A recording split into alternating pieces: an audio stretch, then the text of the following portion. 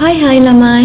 ඉතින් අද මම vlog එකකින් ඔයගලන්ට ගේන්න හිතුවේ පොසොන් පොය දවසේ කොහොමද අපි ගෙවුනේ කියලා.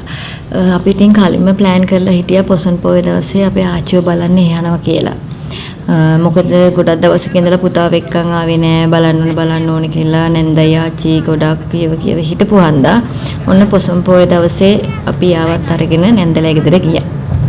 වෙනදට පොය දවස කියන්නේ ඉතින් මට නිවාඩු දවසක් නෙවෙයි. පොය දවසට මං වැඩ. ඒත් මගේ ඕෆ් එක දවසේ මේ දවසරේ පොසොන් පොය වැටුණු හන්දා අපි හිතුවා උදෙන්ම ආච්චිලා ගෙදර යනවා කියලා. ඉතින් මේ අපි හයිවේ එකේ අතුරුගිරි හයිවේ එකෙන් ඇතුළටලා කඩවතින් පිට වෙන්න පුළුවන් විදිහට නැන්දලා ඉන්නේ කඩවත. ඉතින් අපි මේ නැන්දලා ගෙදර යන ගම. ගොඩක් වෙලා ඉතින් නිවාඩු දවසට මම නම් මෙහෙ යනවා. මොකද ඉතින් පුතත් යන්න හරි ආසම තැනක්. නිදහසේ ගිහින් අපිට දවස ගෙවන්න පුළුවන් තැනක්. ඉතින් මේ තියෙන්නේ මගේ නැන්දලෑගේ. ඉතින් අපි එදා දවස උදේ වරුවේ නැගිටලා වැඩ කටයුතු ටික මගේ තිබ්බ ගෙදර වැඩ කටයුතු ඉවර කරලා නැන්දලා ගෙදර ගියා. නැන්දලා ගෙදර ගියාට පස්සේ ඉතින් මෙයාගේ වැඩ තමයි ඉතින් දවස මේගොල්ලොත් ආසම ආවට පස්සේ මෙයාගේ දේවල් බල ඉන්නේ. හැබැයි ඉතින් දවසෙන් භාගයක්ම අපිට ගෙවන්න උනේ මෙයාගේ කොන්සර්ට් එකේ සින්දුවයි ඩාන්ස් එකයි බල. ඉතින් එයා ඒ සින්දුව දාන්න කියනවා. ඉතින් එයා ඒකට ඩාන්ස් කරනවා සින්දු කියනවා. ඉතින් අපි වට වෙලා බලාගෙන ඉන්න ඕනේ. ඉතින් හැමෝම වට වෙලා ආසාවෙන් මෙයා ඩාන්ස් කරන එකයි සින්දු කියන එකයි ඉතින් බලාගෙන හිටියා. කට්ටියටම hina ඉතින් මෙයා කරන සමහර වැඩවලට සමහර කියන වචන සමහරලාට සින්දුව බොරු වචනත් කියනවා ඉතින්.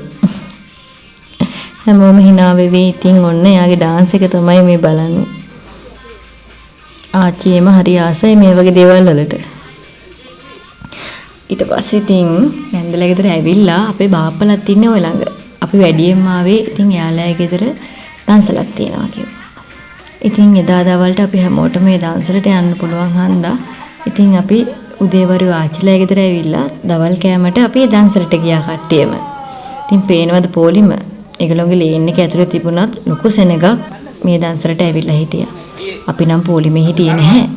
ඉතින් පිටිපස්සෙන් ගිහිල්ලා තමයි අපි දන්සල්පත් කෑවේ. දන්සලේ තිබ්බා කිරිකොස්සු වෙලා ආල්මැස්සෝ තෙල් දාලා අඹ උයලා පප්පඩම් බැදලා. ඉතින් ඔය ඉන්න අපි පවුලේ කට්ටිය. නැන්ද ආච්චි මගේ පුතා තාත්තා හස්බන්ඩ් බාප්පා.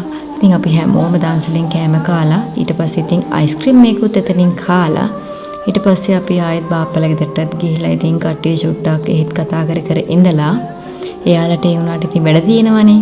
මොකද ඒගොල්ලෝ ලේන් එකෙන් දෙන දන්සල හන්ද එයාලට අපිත් එක්ක ගොඩක් කාලය ගත කරන්න බෑ. එදාට එයාලට වැඩ තියෙන හන්ද අපි ආයෙත් ඉතින් දවල් කෑම කාලා නැන්දලා ගෙදර ආවා. මේ තියෙන රස ගාලි බ්‍රෙඩ් එක මේක අපේ ඩිනර් එක.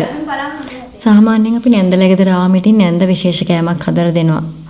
මොකද ඉතින් අපේ පොඩි බට්ට කැමති නෑ හැමදාම කන බත් කන්න හේ ගියාම. මේ සුප් එක නම් මාර රහයි.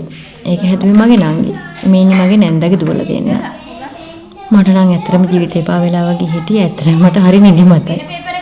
මොකද ඉතින් සතියෙම වැඩ කළා ලැබුණ එකම නිවාඩු දවසෙත් එහෙටයි මෙහෙටයි ඇවිදිනවා කියන එකත් මහන්සි. මේ ඉන්නේ මගේ ආච්චි. අපේ පවුලේ ඉතින් මූලික එක්කෙනා මෙයා තමයි ඉතින්. හැම දෙයකටම පුතා එනකම් බලාගෙන ඉන්නේ හරි ආසාවෙන්.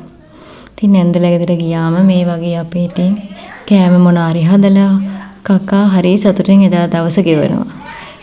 ඔය ඉතින් රැට කන්න කලින් අතනින් මෙතනින් කෑම අරන් කන එක තමයි අපි කට්ටියම කරන්නේ. මේ සුප් එක නම් කියන්න වචන නෑ මාර රහයි. මේක රස පොටැටෝ සුප් එකක්.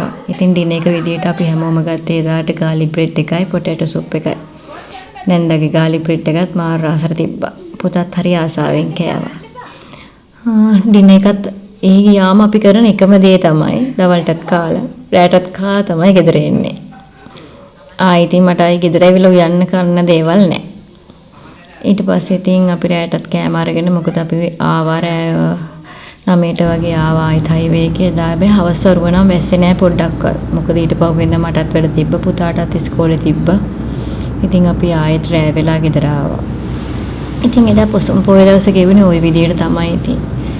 ජීවිතේ පොඩි දේවල් හරි පොඩි විදියට විඳින්න ඕනේ.